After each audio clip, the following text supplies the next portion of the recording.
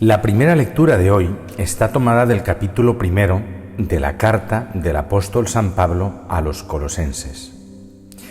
Y hay que destacar en ese comienzo de la carta a los Colosenses un cántico que la Iglesia ha integrado en las vísperas de los miércoles por la tarde.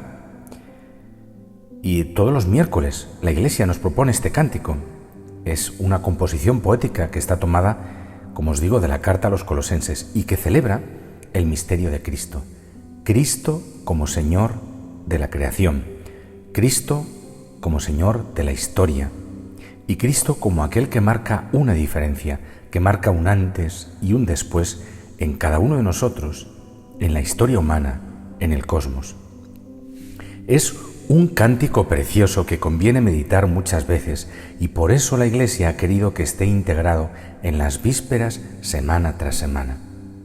Si tienes la saludable costumbre de orar con la liturgia de las horas, que te lo recomiendo, ya sabes que cada miércoles por la tarde tienes una cita con este fragmento de la carta a los Colosenses y tiene para ti esa fuerza para elevar tu corazón en la contemplación de la victoria de Cristo, la acción transformante del Señor.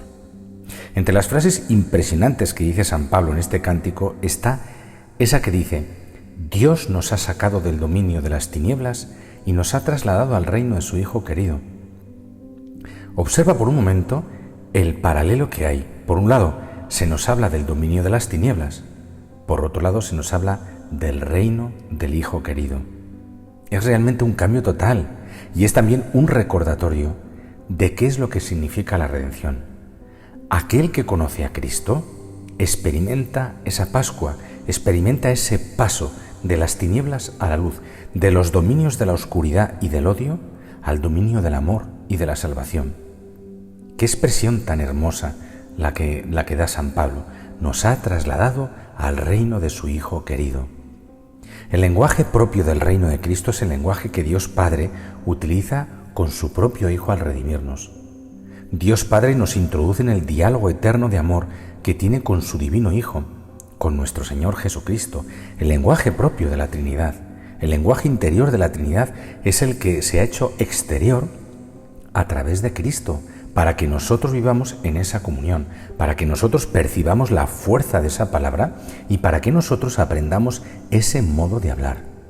Separados de Dios, separados de la fe, lo que vamos a encontrar es la tiniebla, es decir, la ignorancia de quiénes somos, la ignorancia, el desconocimiento de cuál es nuestro propósito en esta tierra, el desconocimiento de la dignidad de los demás, el desconocimiento de la salvación, la confusión sobre cómo llegar a esa meta. Ahí es donde estábamos y es desde ahí de donde nos ha sacado la poderosa gracia de Jesucristo. Y el apóstol San Pablo escribe a esta comunidad de Colosas y en realidad nos escribe a cada uno de nosotros para que jamás olvidemos de dónde venimos, para que jamás olvidemos cuál es la obra que Dios ha querido hacer en nuestra vida y para que reconociendo esa realidad, porque es un hecho que ya está asentado y que es verdadero, podamos vivir en la gratitud y podamos vivir en el gozo y podamos también transmitir a los demás esa misma gratitud y ese mismo gozo. De esa manera, el que se reconoce amado empieza a amar y el que se sabe evangelizado comienza a evangelizar.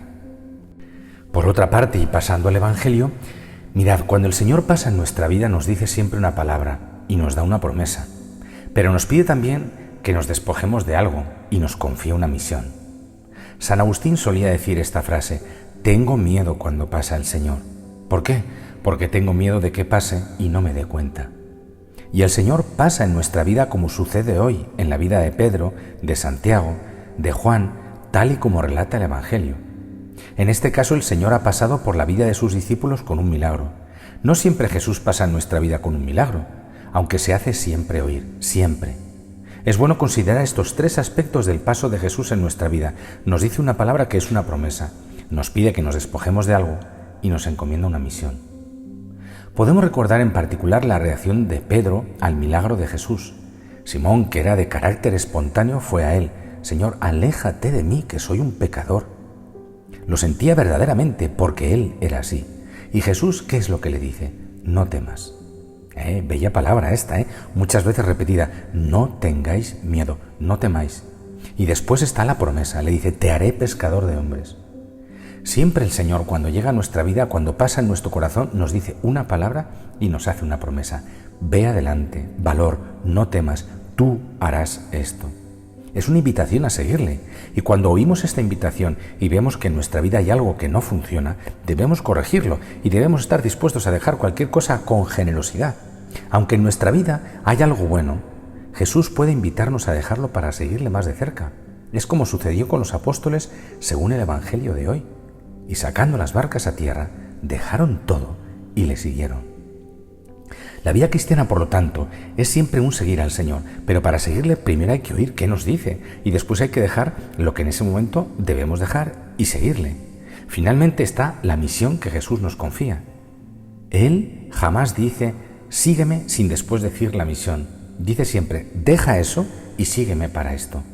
Así que si vamos por el camino de Jesús es para hacer algo. Y esta es la misión. Esta es una secuencia que se repite también cuando vamos a orar. De hecho, nuestra oración debe tener siempre estos 3 momentos. Ante todo, la escucha de la palabra de Jesús, una palabra a través de la cual Él nos da la paz y nos asegura su cercanía. Después, el momento de nuestra renuncia, debemos estar dispuestos a dejar algo. Señor, ¿qué quieres que deje para estar más cerca de ti? Tal vez en ese momento no lo dice, pero nosotros hacemos la pregunta con generosidad. Y finalmente, el momento de la misión. La oración nos ayuda siempre a entender lo que debemos hacer. He aquí entonces la síntesis de nuestra oración. Oír al Señor, tener el valor de despojarnos de algo que nos impide ir deprisa para seguirle y finalmente llevar hacia adelante la misión. Pensemos, por ejemplo, en nuestra Madre, la Virgen María, y advirtamos también en ella esos 3 pasos también, por ejemplo, en el anuncio del ángel. Una última cosa. Dice el Evangelio que las redes casi se rompían, las barcas casi se hundían bajo el peso de la pesca más grande que se hubiera visto en aquel lugar. Semejante abundancia muestra varias cosas a San Pedro y a cada uno de nosotros. En primer lugar, dejemos la idea de separar terrenos, eso de que esta parte la hago yo y la otra parte la hace Dios. Eso no vale para el verdadero discípulo. La comunión con el Señor implica que estamos todos en la siembra y en la siega, en el echar la red y en su recogida. Una segunda enseñanza, el Señor multiplica nuestros esfuerzos y confirma con su bendición nuestro trabajo. Y una tercera enseñanza, Él cuando nos llama no anula nunca lo que hemos sido, sino que lo planifica y lo eleva. Como decían los antiguos escolásticos, la gracia no destruye, sino que perfecciona la naturaleza. Feliz día para todos. Amén.